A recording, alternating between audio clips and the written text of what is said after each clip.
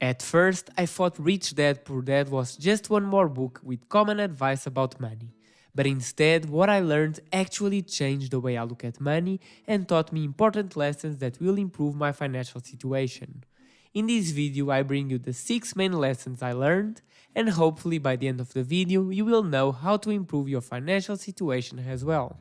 Let's dive in. When we are young, our parents tell us to study hard so we can get a good job, have money, and be happy. And that's what we do. We grow up, get a fine job, find someone we love and marry.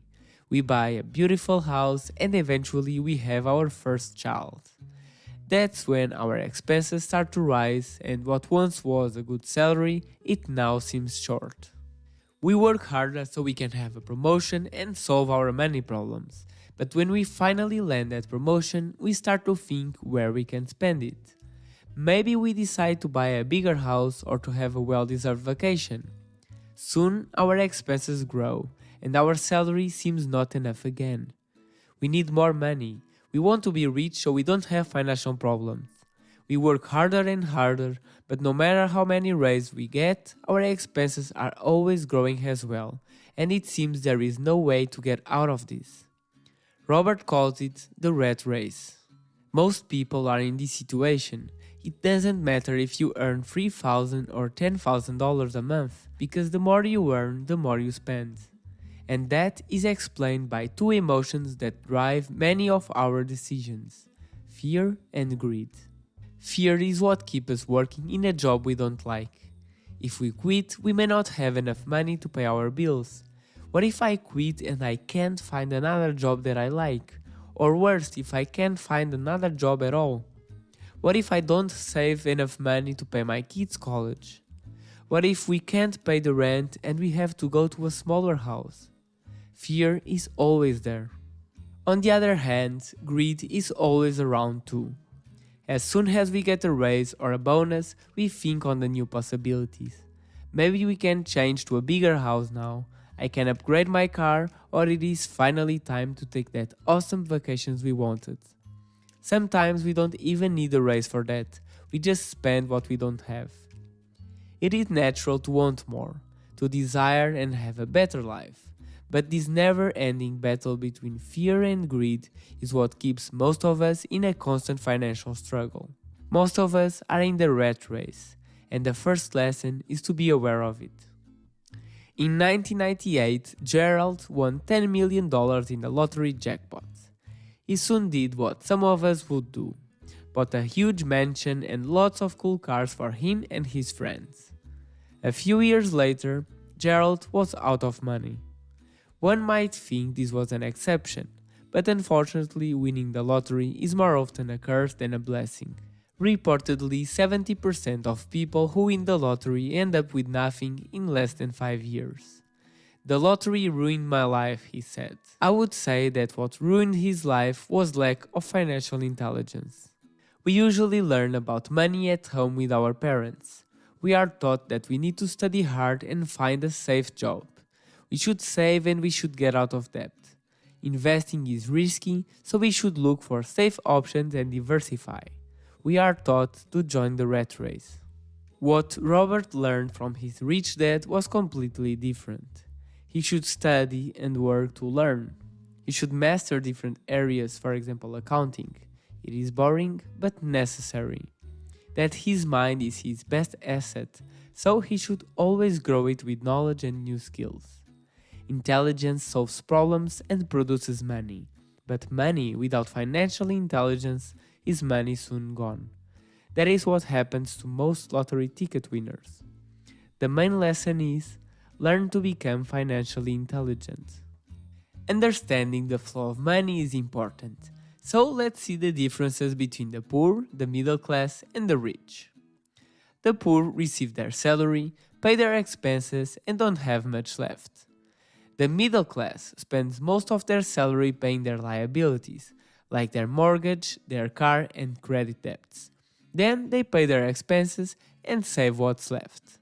The rich don't work for money, they have their income coming from their asset column. With that, they pay their liabilities, expenses, and they continue to build up their assets, increasing their income more and more. Most of us are in the middle class flow, and the main reason is that we focus first on getting liabilities instead of assets. Is a house an asset or a liability?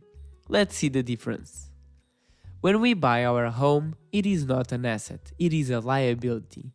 A liability takes money out of our pocket. In contrast, if we had bought a house and rent it, then it would be an asset, because it would bring money into our pocket. Most of us focus on having more and more liabilities. We buy a house, we buy a car, we have kids, and our asset column remains empty. To get out of the rat race, it is important to focus on building our asset column first and have money flowing into our pocket. Robert makes an important distinction. If we have to trade our time for money, then it is not an asset. An asset brings money to our pocket without the need to be present, like dividends, royalties of a service or product, a self-running business, and so on. There are plenty of options, and we will talk more about that later. So, what is your business? I am a banker. Do you own a bank? No, I work in a bank. Well, then it's not your business. You work for someone else's business. For Robert, having a business doesn't mean to have a company. Any asset you have is your business. But most of us don't have any asset. Most of us work for someone else's business. The lesson number 3 is that you should focus on growing your business. Do you have stocks that pay you dividends? Do you have a small property that pays you rent monthly? You are now thinking, but I don't have money to invest in any of those.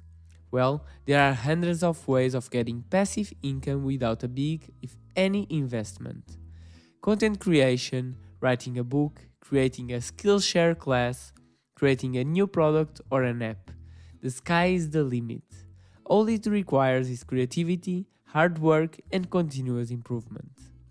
Focus first on creating a good asset column, and then you will have all the luxuries you want.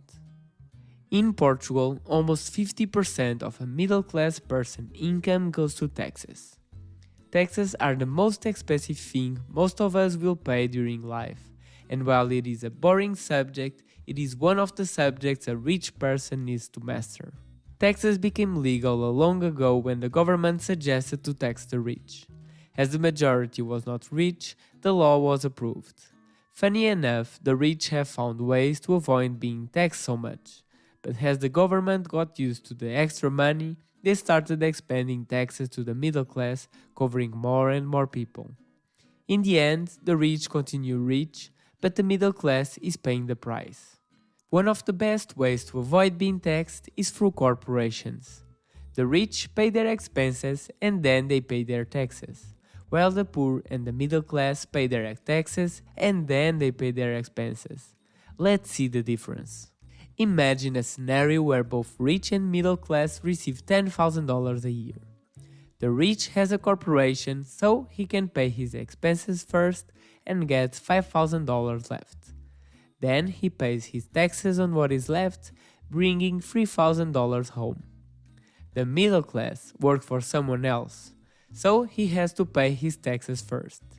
He earns $6,000 after taxes, but still has to pay his expenses.